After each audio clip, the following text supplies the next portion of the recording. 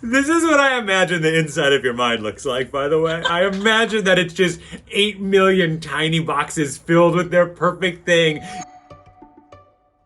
I'm Dylan Thuris, co-founder of Atlas Obscura, and this is Show and Tell, where we get in touch with collectors and other people with interesting stuff who are stuck at home and ask them to show us and tell us about their things. And so I am incredibly excited to welcome to the show Jessica Oreck, who is a collector, an artist, a filmmaker, and who has many weird and strange little objects. So without further ado, Jessica, welcome to the show.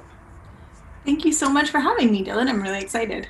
I am excited that you're here. Can you tell us a little bit about who you are and what you do? I'm a filmmaker, like you said. I'm an artist. And the thing that appeals to me about the type of collections that I am really invested in is that they are sort of valueless. They're objects that are throwaway because they're so ubiquitous. I'm excited. Okay, so what's the first thing you wanna show me? I'm so interested.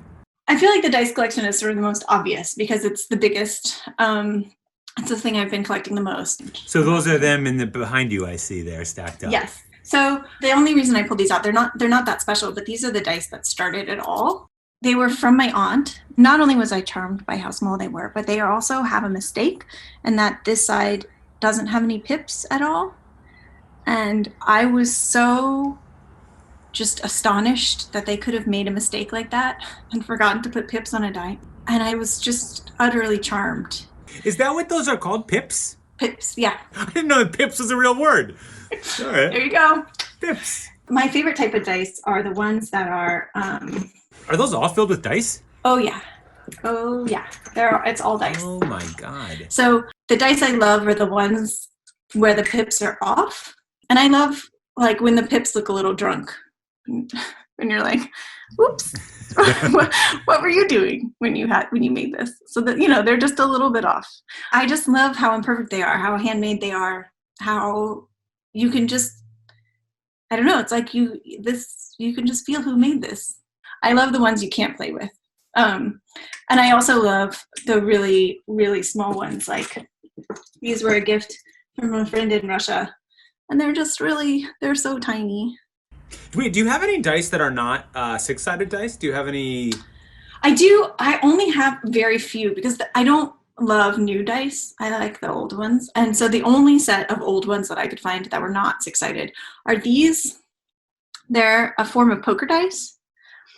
And they're made out of... I love those dice. Yeah. Those are so beautiful. They're made out of ivorine, which was sort of a fake ivory that they did came up with in the 1920s because it was a way to make it look expensive, but it was very cheap.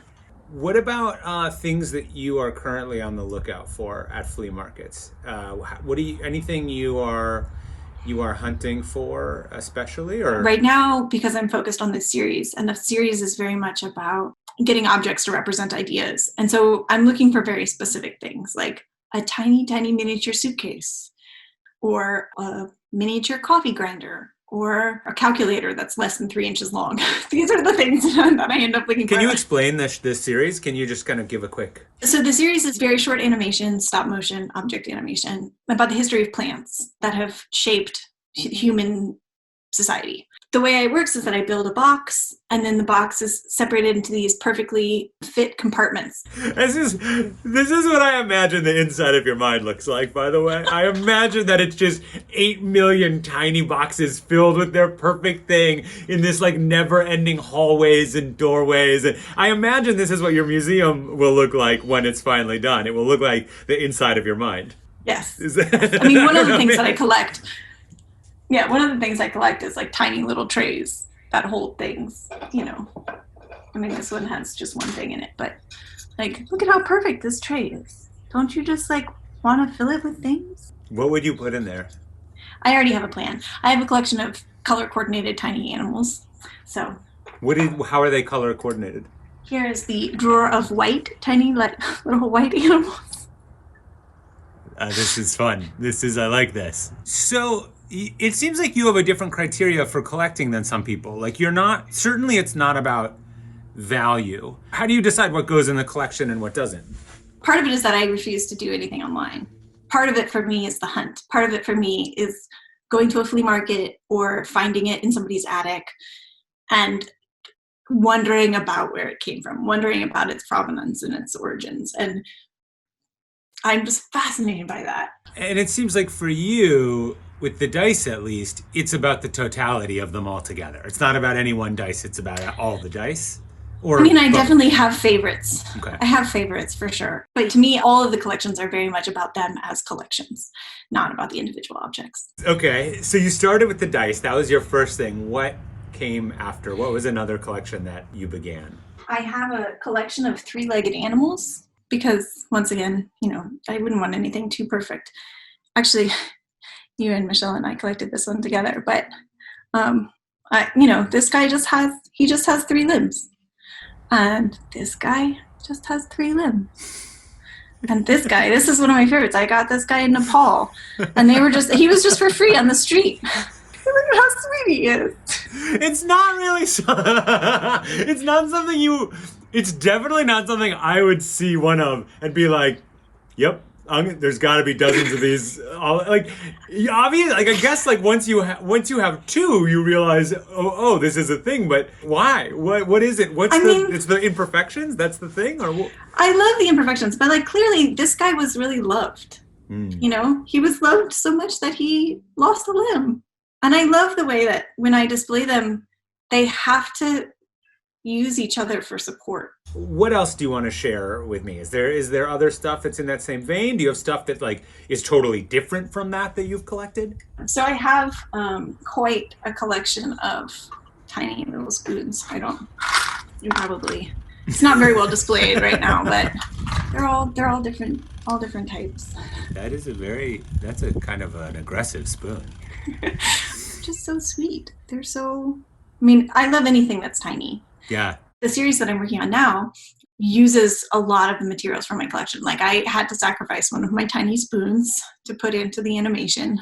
Was it destroyed in the animation? It wasn't destroyed, but at the end of the animation, there's something that's been built, and so it's now part of that. You sort of seem like you're drawn to these kind of poetic objects, lyrical, playful objects, these little toys, these little dice. These are all things that have a kind of playful quality and seem to hold in and of themselves like their past life is clearly demonstrated in them. What else fits into this category? Well, I collect vintage sort of paper ephemera from every place that I travel. So what do you do with all this stuff? So you collect it, but then it sounds like it becomes something else. I make collages. They're all postcard size, 4x6. And they are collections within themselves. I made a series in Canada that were all made out of old stamps. So these are ripped off of letters you buy from flea markets? It was a guy that was selling stamps, but he was selling, stamps that were worth something, and these aren't worth anything. And so he just had a bag that had been ripped off an envelope, and it was 25 cents for the bag of hundreds and hundreds and hundreds of stamps. I mean, the bag was huge. This was a series I made in Lisbon. I called them postal dominoes. The idea was you send them around the world and then eventually they'd all come back together and could be fit together into a giant puzzle or game of dominoes. So Jess, do you have anything you want to promote or anywhere you want to send people? Sure, yeah. My plan before the apocalypse was to rent a space in the strip mall and open a small museum. Sort of a museum / library, not in the traditional sense of library, but called the Office of Collecting and Design.